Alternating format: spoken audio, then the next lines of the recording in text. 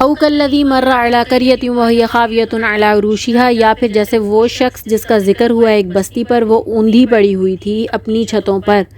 تفاسیر میں اس کی مختلف تعبیرات ملتی ہیں، لیکن در حقیقت یہ حضرت عزیز علیہ السلام کا واقعہ ہے جن کا گزر یروشلم شہر پر سے ہوا، یہ حضرت جو تباہ عزیر و علیہ برباد السلام ہو کا چکا واقعہ تھا۔ ہے۔ بابل یعنی عراق کے بادشاہ بخت نصر نے 586 قبل مسیح میں فلسطین پر حملہ کیا تھا اور یروشلم کو تباہ و برباد کر دیا تھا۔ اس وقت بھی عراق اور اسرائیل کی آپس میں بدترین دشمنی ہے۔ یہ دشمنی در حقیقت 2500 سال پرانی ہے۔ بخت نصر کے حملے کے وقت یروشلم 12 لاکھ کی آبادی کا شہر تھا۔ بخت نصر نے 6 لاکھ نفوس کو قتل کر دیا اور باقی 6 لاکھ کو بھیڑ بکریوں کی طرح ہانکتا ہوا قیدی بنا کے لے گیا۔ یہ لوگ 150 برس تک قیدی رہے، اسیری میں رہے اور یروشلم اجڑا رہا۔ وہاں کوئی بندہ زندہ نہیں بچا تھا۔ بخت نصر نے یروشلم کو اس طرح تباہ و برباد کیا تھا کہ 2 اینٹیں بھی وہاں سلامت نہیں رہی تھیں جو جڑی ہوئی ہوں۔ اس نے ہیکل سلیمانی کو بھی مکمل طور پر شہید کر دیا تھا۔ یہودیوں کے مطابق ہیکل کے ایک تہہ خانے میں تابوت سکینہ بھی تھا اور وہاں ان کے ربائی بھی موجود تھے۔ ہیکل مسمار ہونے پر وہیں ان کی موت واقع ہوئی اور تابوت سکینہ بھی وہیں دفن ہو گیا۔ تو جس زمانے میں یہ بستی اجڑی ہوئی تھی، حضرت عزیز علیہ السلام کا ادھر سے گزر ہوا، انہوں نے دیکھا کہ وہاں کوئی زندہ نہیں اور کوئی عمارت سلامت نہیں تھی۔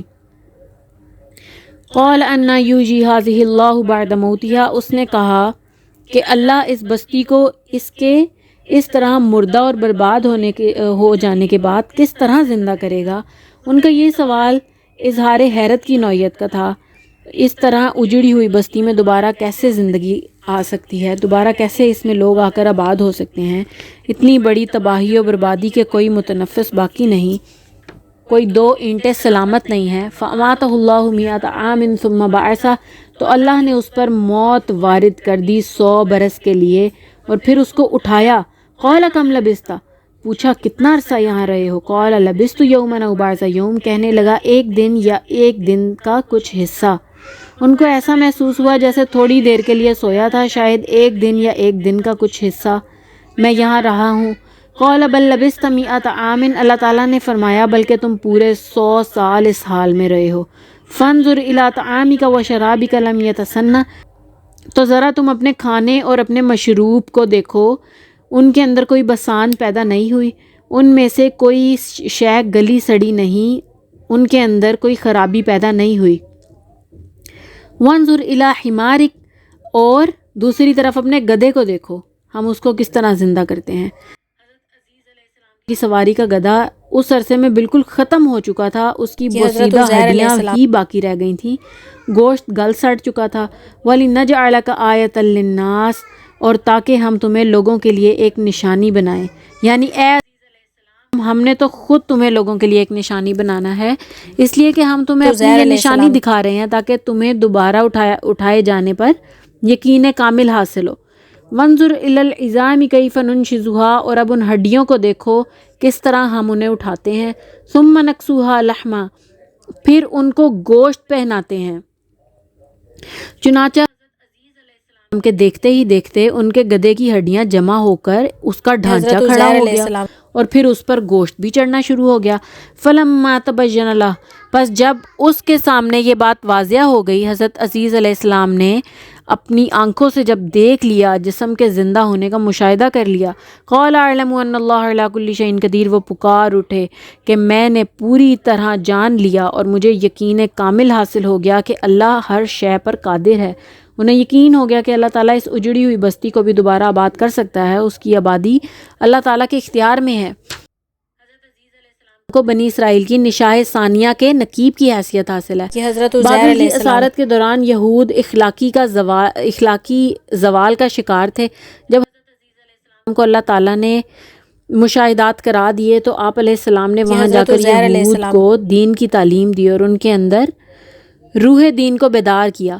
اس کے بعد ایران کے بادشاہ سائرس نے جب عراق پر حملہ کیا تو یہودیوں کو اسارت سے نجات دی اور انہیں دوبارہ فلسطین میں جا کر آباد ہونے کی اجازت دے دی۔ اس طرح یروشلم کی تعمیر نو ہوئی اور یہ بستی 36 سال بعد دوبارہ آباد ہوئی. پھر یہودیوں نے وہاں ہیکل سلیمانی دوبارہ تعمیر کیا جسے سیکنڈ ٹیمپل کہتے ہیں یہ لوگ. پھر یہ ہیکل 70 عیسوی میں رومن جنرل ٹائٹس کے ہاتھوں تباہ ہو گیا اور اب تک دوبارہ تعمیر نہیں ہو سکا. 2000 برس ہونے کو آئے ہیں ان کا کعبہ زمین بوس ہے.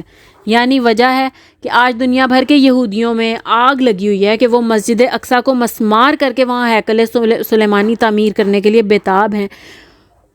اس کے نقشے بھی تیار ہو چکے ہیں. بس کسی دن کوئی ایک دھماکہ ہو جائے گا اور خبر آ جائے گی کسی جنونی نے, کسی فینیٹک نے جا کر وہاں بم رکھ دیا ہے جس کے نتیجے میں مسجد اقصیٰ شہید ہو گئی ہے. اللہ نہ کرے, اللہ نہ کرے. آپ کے علم میں ہوگا کہ ایک جنونی یہودی ڈاکٹر نے مسجد الخلیل میں 70 مسلمانوں کو شہید کر کے خود بھی خودکشی کر لی تھی. اسی طرح کوئی جنونی یہودی مسجد اقصیٰ میں بم نصب کر کے اس کو گرا دے گا اور پھر یہودی کہیں گے کہ جب مسجد مسمار ہو ہی گئی ہے تو اب ہمیں یہاں ہیکل تعمیر کرنے دیں, اجازت دے دیں ہمیں یہاں ہیکل تعمیر کرنے کی. جیسے بابری مسجد کے بعد ہندوؤں کا موقف تھا کہ جب مسجد گری گئی ہے تو اب ہمیں یہاں پہ رام مندر بنانے دو. بہرحال یہ کا واقعہ تھا.